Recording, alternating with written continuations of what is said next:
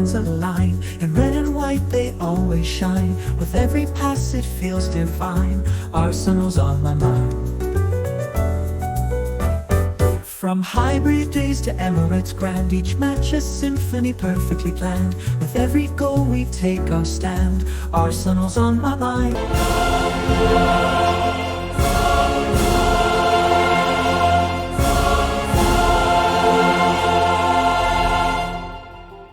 Welcome back to the Arsenal on My Mind podcast, Champions League edition. As always, Spike and Sekijay with you. What's going on, Sekijay? Well, everything is going on. Arsenal was poor, but we were able to get away with a result. Yep. I'm wearing blue for a reason. Because our goal was made in Stamford Bridge, developed in the Emirates, and delivered and executed in Germany. Because Madueke, ex-Chelsea guy, got the penalty, and Kai Havertz, ex-Chelsea guy, gets the goal. So thank you, Chelsea. That's why I'm wearing blue today. All right.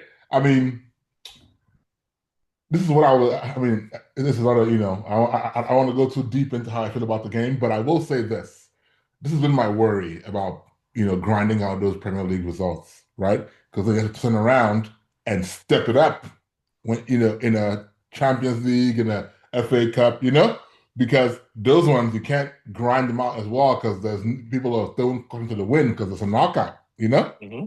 So it's like, so you have everybody in their shell grinding out his results in Premier League. Then you get Mansfield and you can't beat them up. You get 2-1 there. Then you get Leverkusen, who fair play to them. They played well, but we just looked flat because you're asking them to go up and down, Mm-hmm. And that was my worry about being so negative in Premier League. It would be hard to raise your game. I mean, don't get me wrong, they should be able to do it. They're professional players, right? But like I said, they didn't look good. The backups didn't look that good in over the weekend in Mansfield. And then today, with all that rest, still look very flat. Yep. And Leverkusen played well. I mean, they definitely had a strategy in place. They really locked down our wings because they know that's and there was Leverkusen, they have very good defense. Yeah, but if you look at their record in the league phase of the Champions League, they kept 5 clean sheets. Yeah. So and for Arsenal attack that is not clicking this season, it's going to be, even in the Emirates, it's going to be a difficult game. It's going to be maybe a 1-0 or 2-0 or 2-1. It's not we're not going to break down Leverkusen's defense and run them riots. It's not going to happen. I'll say this, right? Tapsoba is a good defender, and Kwanzaa, we all know Kwanzaa from Liverpool. Yeah, I agree with you that they have a good defense, but I'll say this. Had we not scored and it was 1-0, I will be very worried. Oh, yeah. Right? But because it's 1-1, even though they've scrapped the away goals thing, I think, right? They don't know there's no away goal. Okay. But I do think they have to be a little open in our house. They can't come in and sit back, because they'll fall into the trap that we set for teams, which is, we can sit back as well, Well, that also depends on Arsenal's approach in the second leg, because they can absolutely come and sit back and hit us 1-0 and they win the game. Yeah. So it depends on our approach. It depends on Arsenal's intensity, how we're going to start the game. Yep. We cannot start the game lethargic the way we did. We are not going to start. We can't. We don't have that luxury now. We have to go all in for it because they can hit us 1-0 and run away with it and park the bus. Yeah. And they have a strong defense and they have a well-disciplined, well-drilled team. Even though they're not having a great season, as we could see yesterday, they can sit in and they can play defense. Yeah, and the poor season is down to having Ten Hag as a coach for the first half of the season. Yeah, they fired him for he was only there for 2 games. No. He was there for a little longer than 2 months, right? 2 games. Really? Huh. Two Well, games. oh, okay. Well, either way, let me ask you a question about the game, right? Or about Arsenal, to say. What do you think is the problem with our attack? I think the biggest thing is we've gotten too used to grinding out, in the Premier League this season, crossing the line, grinding out results, that we forget that for you to be able to play expansive football, you have to build momentum. Hmm. You can It's not a switch that you can just flip on and off. Except you're Real Madrid against Man City.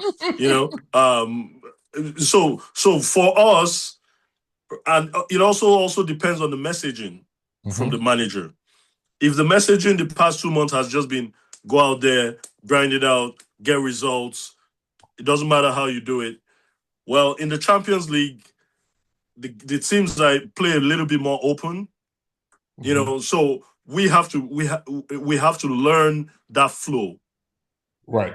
because we you see, all this is all new territory now for Arsenal, because usually Arsenal is not, at this time of the season, we're not used to firing in all four competition.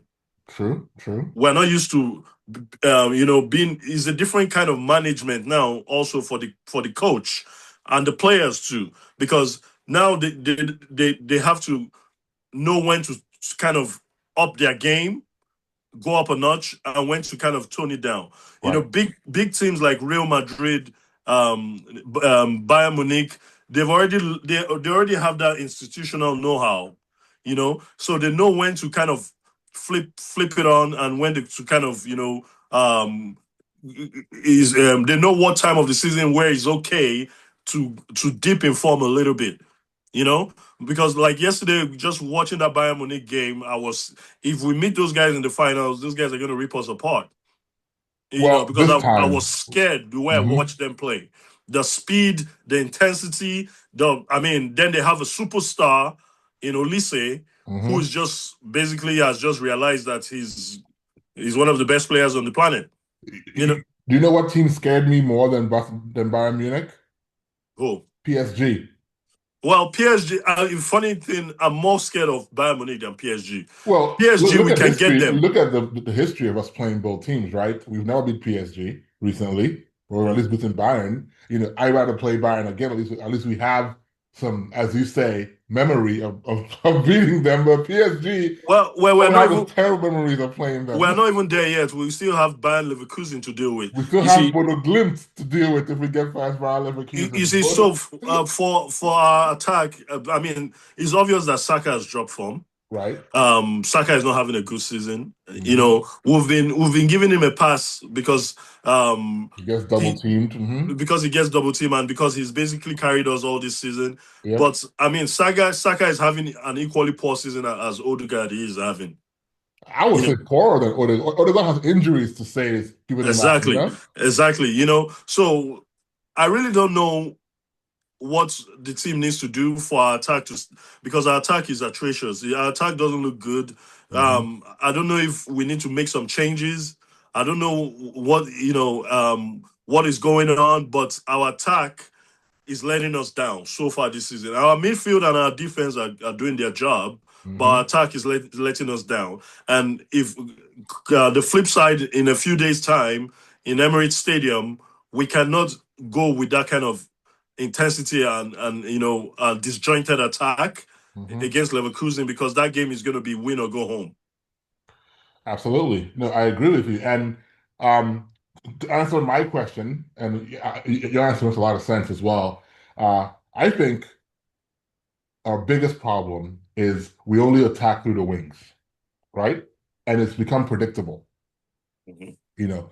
Now, normally, the past couple of weeks, couple of months, when teams focus on blocking off our wings, then we had that time that Mikel Hadzumendi arriving early or late rather into the box in the central areas. We had the right central areas kind of coming in there. But for some reason, they reverted back to both of them playing pretty defensive, pretty really sitting back and holding, which is why I lean on that. It's the message from Mikel, right? Sit back, hold it back. That mentality is hard to change, and it's kind of means that we're missing the only player at Arsenal who can play in central areas effectively has been Odegaard from an attacking standpoint.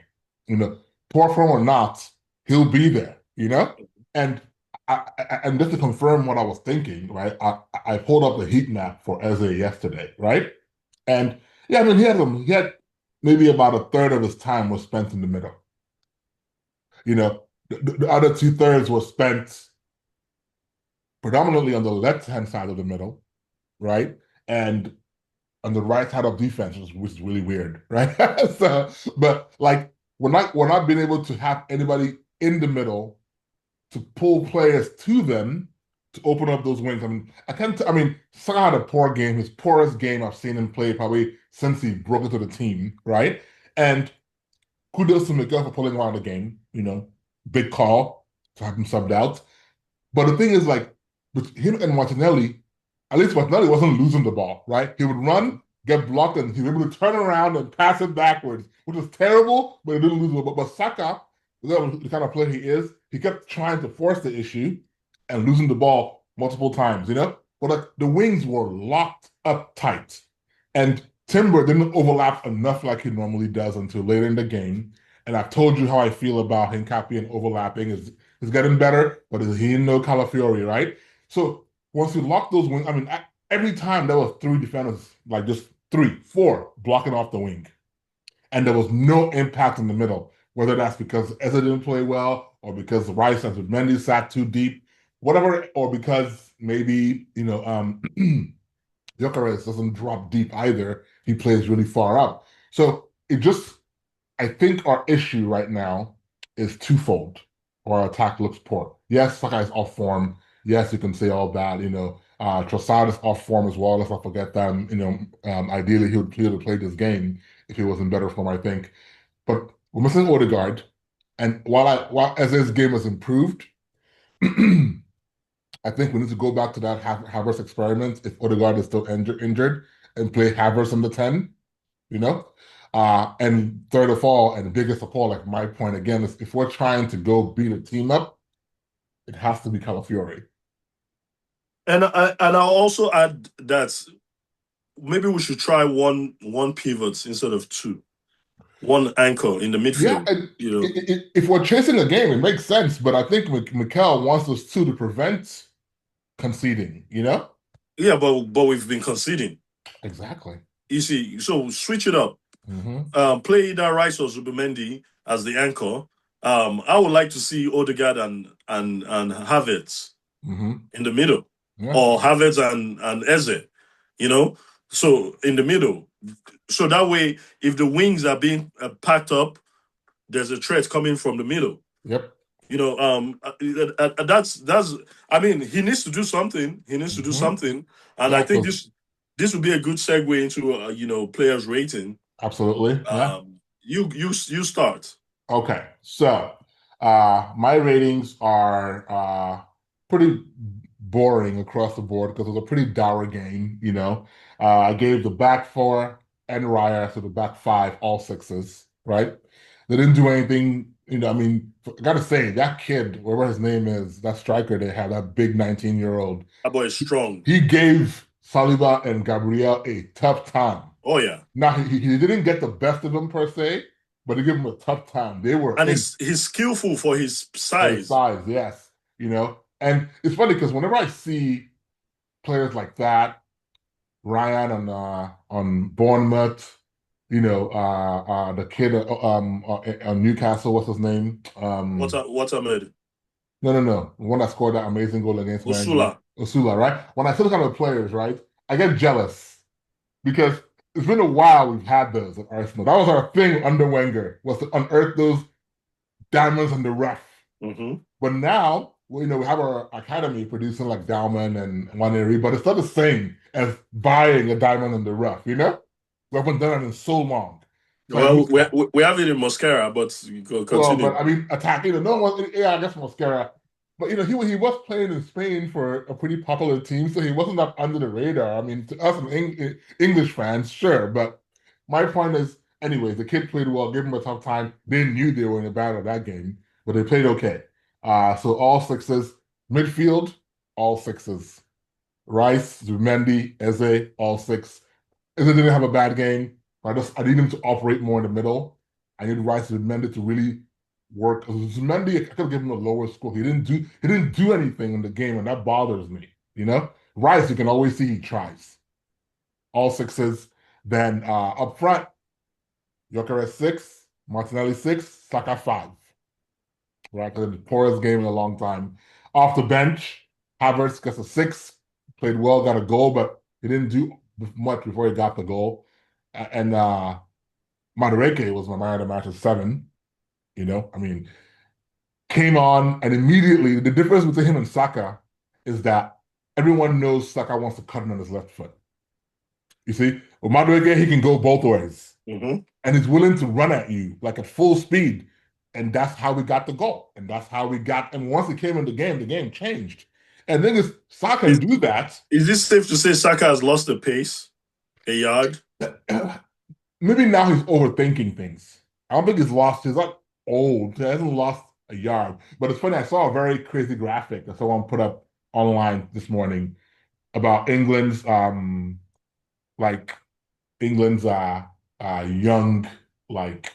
kings, if you will, in Saka, Palmer, and what's the Man City guy? Foden. About how they are all struggling. They're having in a World Cup year, they are struggling, boy. They're struggling. But anyways, Saka just needs to just go back to the instinctual Saka. Just do. Forget about of all the players on the team, he's the one player that has the right to forget Mikel's instructions. Just do something, because you're becoming predictable. Everyone doesn't want to cut in and shoot. Even the goal that he got, against who do we play in the Premier League most recently? That was 1-0. Brighton. Mm-hmm. With the deflection shots, because it's what he does. Cut to his left foot. He's becoming Robben. I don't want that,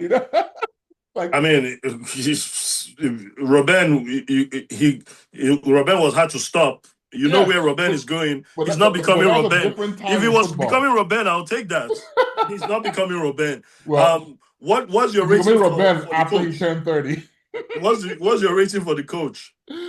I gave Mikel a 6. I want to give him more for being bold and taking Saka off, because it's a tough thing to take off your captain, quote unquote, and your best player, quote unquote. But overall, I blame him. I think he's restraining them too much, and it's hard to turn it back on. Okay. So, and Jesus didn't do much off the bench, gave him a 5. But Mikel gave him a 6. It would have been a 5 too, but I give him one more for that sub, for making the right subs in bringing on Madueke and Havertz. Yeah, that's my rating. What's yours? Well, I hate to say, I wholeheartedly agree with you in all your ratings, apart from Mikel. I'll give Mikel a 7 because he made a very tough call. Yep. Mikel of last season will not replace Saka. True. Saka is the star boy of the team. He's the face of the franchise, and he takes him out. Mm-hmm. And the player he brings on impacts the game. Yep. Actually, the 2 substitutions he brings on change the game. Yeah. So 7 for Mikel. My man of the match is Madueke. Every other rating, I agree with you.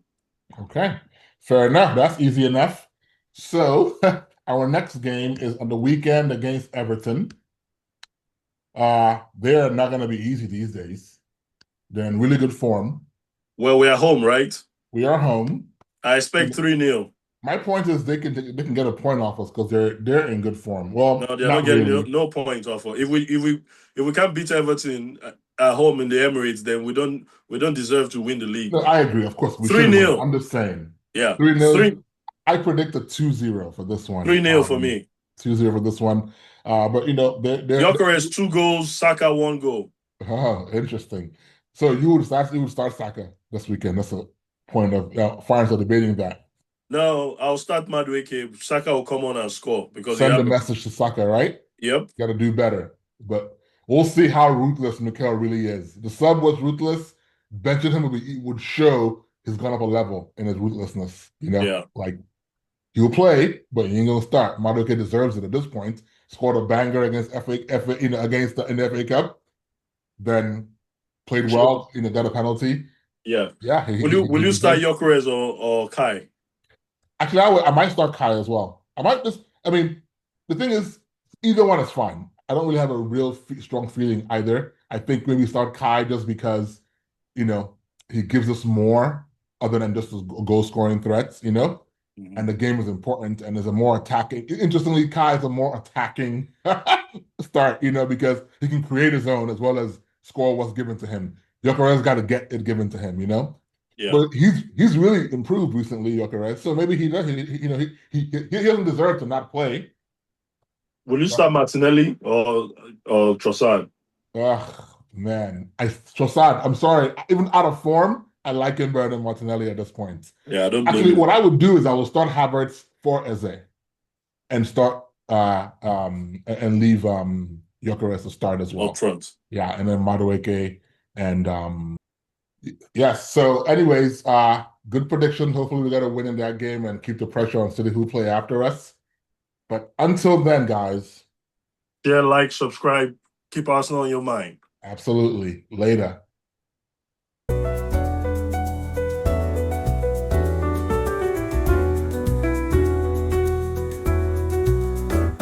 Under floodlights build the fans align. In red and white they always shine. With every pass it feels divine. Arsenal's on my mind. From hybrid days to Emirates grand, each match a symphony perfectly planned. With every goal we take our stand. Arsenal's on my mind. Oh Arsenal, you never fail. Through rain and sun our steadfast sail.